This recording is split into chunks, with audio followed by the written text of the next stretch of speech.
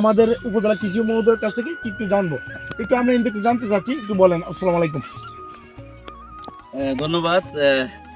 আসলে এটা আমাদের শিবপাশা তিয়শ্রী ইউনিয়নের একটা গ্রাম। এই গ্রামে আমাদের মেনলি ধান, বুড়ো ধান এখানে প্রধান ফসল।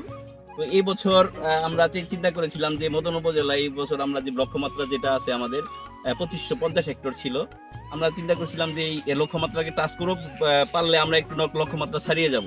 তারই পরিপ্রেক্ষিতে আমরা প্রত্যেক ইউনিয়নে আমাদের উপসহকারী কৃষি অফিসারদের মাধ্যমে তাদেরকে উদ্বুদ্ধকরণের মাধ্যমে বা বিভিন্ন সহায়তার মাধ্যমে, এবং আপনারা অবগত আছেন যে প্রণোদনার মাধ্যমেও কিন্তু অনেক সহযোগিতা করা হয়েছে। জি জি। তো সেই হিসাবে এখানে এই 3 কাঠা থেকে আজকে প্রায় 600 কাঠা, এটা আসলে মানে আমি অভিভূত।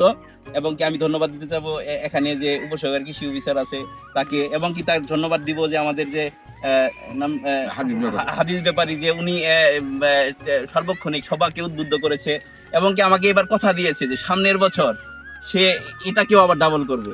তো আমরা হাদিস ব্যাপারী সহ এই এলাকার যারা আছেন আমাদের তার এখানে আমাদের আর কৃষক ভাই আছেন, তার প্লট আমরা দেখে এসেছি।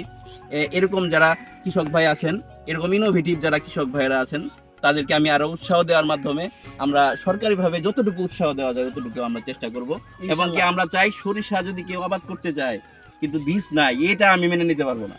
সরিষা আবাদ করবেন কিন্তু বীজ পাচ্ছেন না, উপজেলা কৃষি অফিসারের সাথে যোগাযোগ করেন, উপসহকারী কৃষি অফিসারের সাথে যোগাযোগ করেন, আমাদের এরকম উদ্যমী কৃষক ভাইয়ের সাথে যোগাযোগ করেন, কারণ তারাও কিন্তু বীজ সংরক্ষণ করবে। ধন্যবাদ।